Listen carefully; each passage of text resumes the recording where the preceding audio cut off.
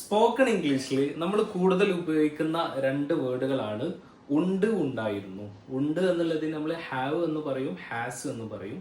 ഉണ്ടായിരുന്നു എന്നുള്ളതിന് ഹാഡ് എന്നാണ് നമ്മൾ പറയാം. ഈ ഒരു കാര്യത്തെ നമ്മളുടെ സംസാരത്തിൽ ഏറ്റവും കൂടുതൽ ഉപയോഗിക്കുന്ന ഈ രണ്ട് വാക്കുകളെ വിത്തിൻ 5 മിനിറ്റ്സിനുള്ളിൽ നമ്മൾ സിമ്പിളായിട്ട് പറഞ്ഞുതരാണ്. അപ്പോൾ ആരും റെഡി? നമ്മൾ ഇതിനോട് കൂടെ പ്രാക്ടീസ് ചെയ്യുക, സംസാരിക്കാൻ വേണ്ടിയിട്ട് ശ്രമിക്കുക. ഓക്കെ, നമുക്ക് ക്ലാസ്സിലേക്ക് പോകാം. നമുക്ക് എന്തെങ്കിലും ഉണ്ട് എന്ന് പറയുന്നതിന് വേണ്ടി നമ്മൾ ഉപയോഗിക്കുന്ന രണ്ട് വേർഡുകളാണ് ഹാവും ഹാസും. ഉണ്ട് എന്ന് പറയുന്നതിന് വേണ്ടി. എന്നാൽ ഉണ്ടായിരുന്നു, പാസ്റ്റിൽ കഴിഞ്ഞ കാലത്ത് നമുക്കുണ്ടായിരുന്നു എന്ന് പറയുന്നതിന് വേണ്ടിയിട്ടാണ് ഹാഡ് ഉപയോഗിക്കുന്നത്. ഹാവ് ഹാസ് ഇപ്പോൾ പ്രസന്റിലായിട്ട് നമുക്കുണ്ട് എന്ന് പറയുന്നതിന് വേണ്ടിയിട്ടാണ്. ഹാവ് ഹാസ് ഉപയോഗിക്കുമ്പോൾ ഉണ്ട് എന്നാണ് മീനിങ്. എന്നാൽ ഹാവ് ഉപയോഗിക്കേണ്ട ചില സ്ഥലങ്ങളുണ്ട്, ഹാസ് ഉപയോഗിക്കേണ്ട ചില സ്ഥലങ്ങളുണ്ട്. അതിൻ്റെ കൂടെ എപ്പോഴും ഹാവ് ആയിരിക്കും വരിക. ഹി ഷീ ഇറ്റിൻ്റെ കൂടെ ഹാസ് ആയിരിക്കും വരിക. യു വി ഇതിൻ്റെ കൂടെ ഹാവ് ആയിരിക്കും വരിക. അപ്പോൾ എനിക്കൊരു കാറുണ്ടെന്ന് എങ്ങനെ നമ്മൾ പറയും? I have A car. ഇനി അവനിക്കൊരു ബാഗ് ഉണ്ട് എങ്ങനെ പറയാം? He has A bag. അപ്പോൾ ഇത് ക്ലിയർ ആയല്ലോ. ഒന്നുകൂടെ സിമ്പിളായിട്ട് പറയുകയാണെങ്കിൽ സിംഗുലറിൻ്റെ കൂടെ എപ്പോഴും ഹാസ് ആയിരിക്കും വരിക. സിംഗുലർ എന്ന് പറഞ്ഞാൽ ഒന്ന് മാത്രമുള്ളത് അല്ലേ. അപ്പോൾ ഹി എന്ന് പറഞ്ഞാൽ അവൻ ഒന്നാണ്, ഷീ അവൾ അതൊക്കെ ഒന്നാണ്, ഇറ്റ് എന്ന് പറഞ്ഞാൽ അത് ഒന്നാണ്. അപ്പോൾ അതിൻ്റെ കൂടെയൊക്കെ ഹാസ് വരും. എന്നാൽ പ്ലൂറലിൻ്റെ കൂടെ ഹാവ് വരും, ഒന്നിൽ കൂടുതലുള്ളത്.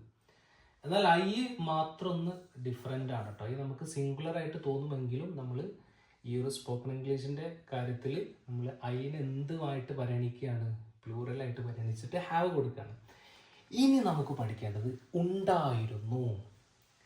എനിക്കൊരു കാർ ഉണ്ടായിരുന്നു. അത് സബ്ജക്റ്റ് സിംഗുലറോ പ്ലൂറൽ എന്തോ ആവട്ടെ, നമുക്ക് ഹാഡ് അങ്ങോട്ട് ചേർത്ത് കൊടുത്താൽ മതി ഉണ്ടായിരുന്നു എന്ന് പറയുന്നതിന്.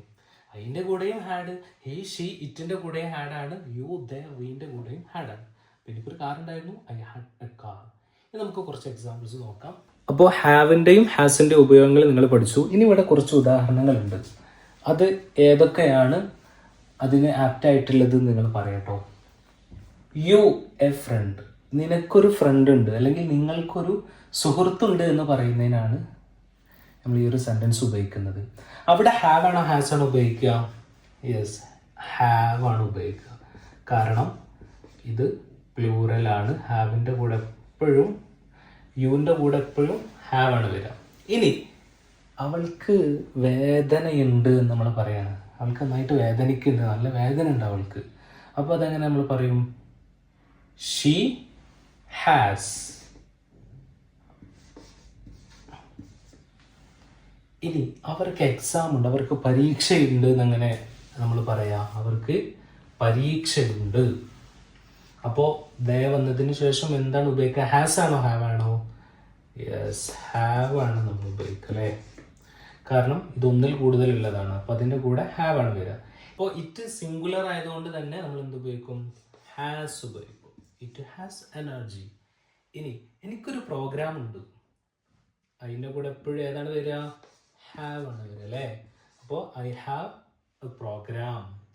ഇനി ഞങ്ങൾക്കൊരു പ്രശ്നം, ഞങ്ങൾക്കൊരു പ്രോബ്ലം ഉണ്ട്, എങ്ങനെ പറയും? We have problem. ഇനി നിങ്ങളോടായിട്ട് ഞാനൊരു ചോദ്യം ചോദിക്കുകയാണ്. എന്താ ചോദ്യം എന്ന് വെച്ചാൽ, നിങ്ങൾ പറയേണ്ടത് അവനിക്കൊരു ബൈക്കുണ്ട്, അവനിക്കൊരു ബൈക്ക് ഉണ്ട് എന്നെങ്ങനെയാണ് നമ്മൾ ഇംഗ്ലീഷിൽ പറയാം? നിങ്ങൾ താഴെ കമൻറ്റ് ചെയ്യുക കേട്ടോ. അടുത്തായിട്ട് നമ്മൾ പഠിക്കുന്നത് ഹാഡ്, ഉണ്ടായിരുന്നു. നമുക്കറിയാം ഹാഡ് എന്ന് പറഞ്ഞാൽ ഉണ്ടായിരുന്നു എന്നുള്ളതാണ്.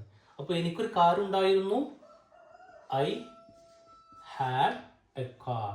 അപ്പോൾ ഹാഡ് ഉപയോഗിക്കുമ്പോൾ ഇത് സിംഗുലറോ പ്ലൂറലോ ഒന്നും നോക്കണ്ട, നമുക്ക് ഏത് സബ്ജക്റ്റിൻ്റെ കൂടെയും ഹാഡ് ഉപയോഗിക്കാം ഉണ്ടായിരുന്നു എന്ന് പറയുന്നതിന് വേണ്ടി. അപ്പോൾ അവനിക്ക് ഇന്നലെ സ്കൂൾ ഉണ്ടായിരുന്നു, ഹി ഹാഡ് സ്കൂൾ യെസ്റ്റർഡേ.